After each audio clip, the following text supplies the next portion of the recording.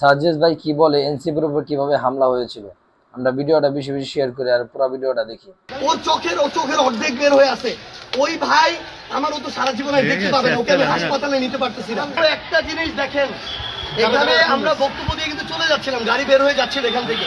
এরপরে আমাদের গাড়ির উপরে কিভাবে রড নিয়ে, দেশীয় অস্ত্র নিয়ে ছাত্রদল, যুবদল, বিএনপির যারা সন্ত্রাসী তারা কিভাবে আক্রমণ করছে। আমাদের মিডিয়ার গাড়িকে নাসিরউদ্দিন পাটোয়ারির গাড়ি ভেঙে চুরে শেষ করে দিচ্ছে, ভিতরে পায় নাই। পরে আমি যে গাড়িতে ছিলাম, নাসির ভাই যে গাড়িতে ছিল, ওই গাড়িতে তারা রড নিয়ে গাড়ির উপরে উঠে পর্যন্ত গাছে মারছে। 2 গাড়ি বের হয়ে গেছে। এরপরে আমাদের যে জেলার সেক্রেটারি এনসিপির, তার এখানে হাত ভেঙে ফেলছে, একদম রড দিয়ে পিটায়। একজনের চোখ উঠায় ফেলছে, একজনের এখানে মুখ ফাটায় ফেলছে। এই ভাইদেরকে নিয়ে যখন আমি সদর হাসপাতালে যাইতেছিলাম, ওই টাইমে সদর হাসপাতালের ওই গেট থেকে আবার ওই ছাত্রদল, যুবদল, বিএনপি সন্ত্রাসীরা আমাদের উপরে রক্তাক্ত হামলা চালায়। এবং আপনি দেখেন রড দিয়ে আমার হাতে পর্যন্ত পিটানো হয়েছে। উনি আমার জেলা এনসিপির সেক্রেটারি, আপনার দেখেন ওনার হাতের কি অবস্থা করা হয়েছে, রড দিয়ে কিভাবে পিটানো হয়েছে, এখানে পিটানো হয়েছে। এবং এখানে আরো এমন অনেকে আছে যাদেরকে ওরা আলাদা করে আটকায় রাখছে, আটকায় যেভাবে ইচ্ছা ভাবে পিটাইছে। এটা তো মানে আওয়ামী লীগের খুনি বাহিনীকে ওরা ছাড়াই যাইতেছে। তারেক রহমান, সালাউদ্দিন আহমেদ বলুক যে তারা এই ধরনের খুনিদের পোষে, তাদের বিরুদ্ধে আমাদের আবার নামতে হবে। এরা ভুলে গেছে এরা 17 বছর কি জুলুমে ছিল, কিভাবে এরা অন্যায় শিকার হয়েছিল। এরা ভুলে গেছে যে এই জুলাইয়ে আমরা কিভাবে কি করছি একসাথে সবাই মিলে। কিন্তু আজকে এরা সন্ত্রাসী খুনি বাহিনীর মতো মানুষ মারার জন্য উদ্যত হয়েছে। আপনি দেখেন আমার একটার পর একটা আক্রমণ, আমার সাধারণ যারা আমাদের সমর্থক নেতাকর্মী তাদের কাউকে পর্যন্ত তারা হসপিটাল পর্যন্ত যাইতে দিতেছে না।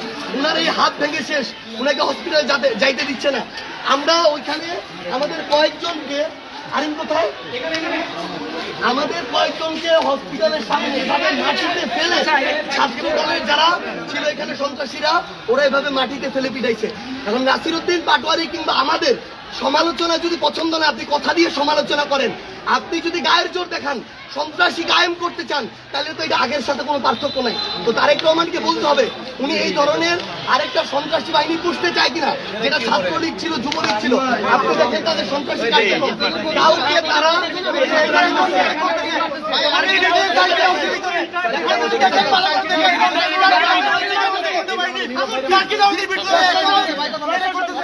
এটা আমরা জানতে পারছি 10-15 জন, কিন্তু আমরা এই ঘটনা, এই সন্ত্রাসী কার্যক্রম বন্ধ হওয়ার পর আমরা বলতে পারবো কতজন। কিন্তু আমি আবার ওই ভাইয়ের চিন্তা বলতে পারতেছি না।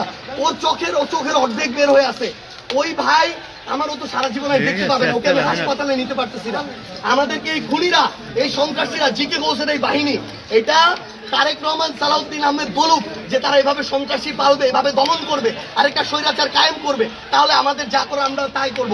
কিন্তু তারা রক্ত নিক, জীবন নিক, কোন সন্ত্রাসী এই বাংলাদেশের কায়েম হইতে দেওয়া হবে না। এই হবিগঞ্জ কারো বাপের না, এই হবিগঞ্জ কারো বাপের না। আমরা রাজনীতি করি, আমরা সমালোচনা করবো, তারা কথার উত্তর কথাই দিবে। এইভাবে হইতে পারে না, রক্ত দিয়ে জীবন নিয়ে হইতে পারে।